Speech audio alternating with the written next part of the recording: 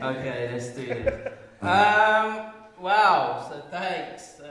This was a bit strange. Like, I've never performed with other acts before that don't do comedy, and I feel like I'm gonna stand out as a bad sort of fun, like sort of fun you stuck up your ass when you're doing nothing.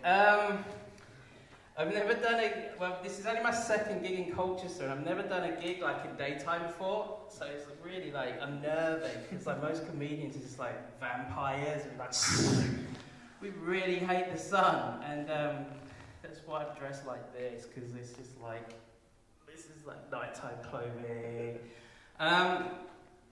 So yeah, last time I played in Colchester, it was like a really bad experience, because it was part of like the festival when it was the competition. And I don't really enter competitions to win them. It's all the art of the competing and the trying. It's what was drummed into me. But I've never really won anything in my life. And to enter that competition, I just wanted to get some recognition locally. Like, there was the hope that the Evening Gazette I might just get far enough to get featured in there. And on the night, it was really tough, because I was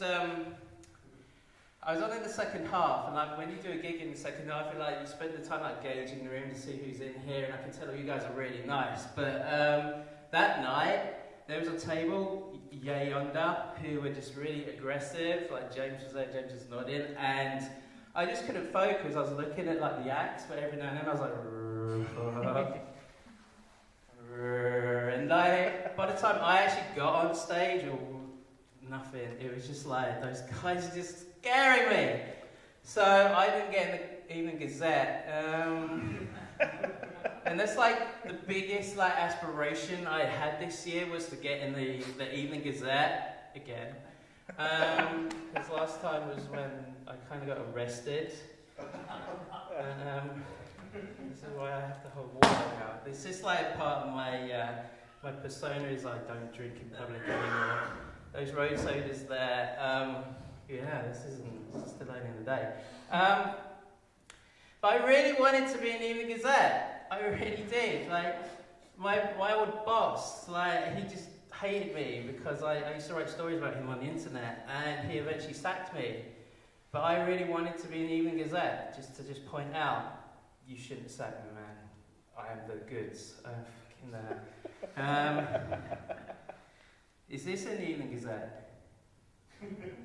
Oh. Yeah, so then the gig after that was back in London, because usually I do gigs in London, and like I was just telling them how awful everyone in Colchester is, so I feel I should really apologise to all of you now. Like, grovel. It's not true. I will grovel. This is a grovel. I'll bend down and get my water, because this isn't vodka.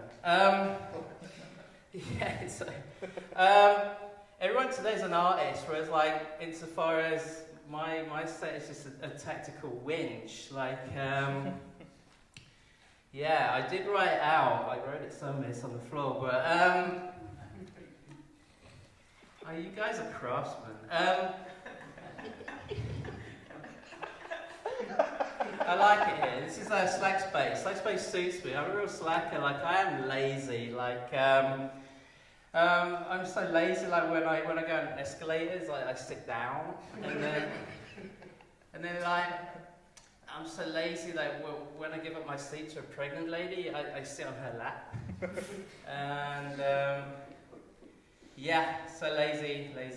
I'm so lazy. Like I had a Happy Meal the other day, and I just didn't bother to smile. So I'm just lazy. I like the coffee making facilities here. Like, it reminds me of my aspirations once. I was going to try and open a coffee chain called like Two Waitresses, One Cup, and that's not a nice concept, but it had legs and a future. And the funny thing was, like, the premise was the best-selling item on that menu would not be the coffee; it would be the videos of the coffee being made. I'm so glad there's no kids here to understand that joke. So yeah, as you can tell, I'm holding the water stroke vodka. It's because I had flu all week. This is the first time I've been vertical for the first time in 72 hours. My mouth is drying out now. I'm just like, well, that's not. So I feel sorry for anyone who has to use this microphone after me. It was really bad this week. Like halfway through this week, I ran out of clean clothes. So instead of like doing any washing, I just ordered a whole new set on Asda. Just as cheap and a lot more efficient. And while I'm looking at it, there's this onesie and it looked fantastic. And I have to admit, I bought a onesie online and I've been living in it for like the last 3 days. And that happens. It's a zebra onesie, and I was talking to like this lady on Skype in Denver, and she was loving it. And and we were actually got to the stage where we were like having like Skype sex. It's really getting intimate.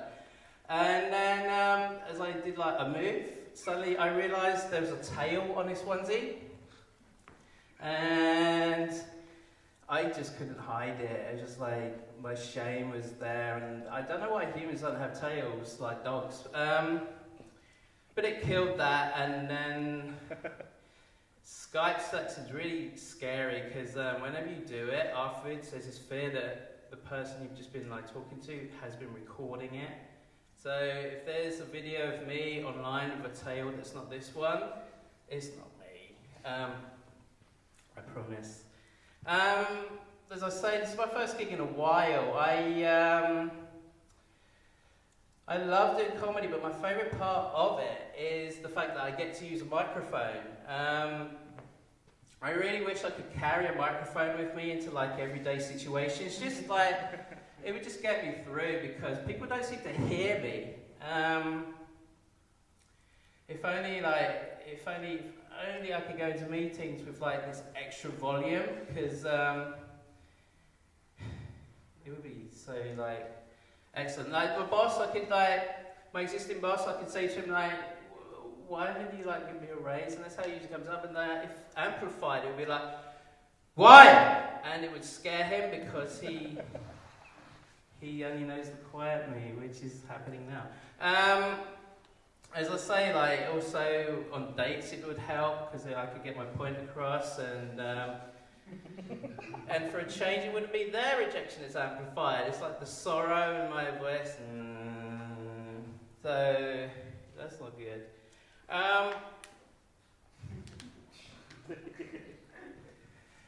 As I say, like I'm not happy in my work, and I am actively looking for a new job, even though I currently have something resembling a job.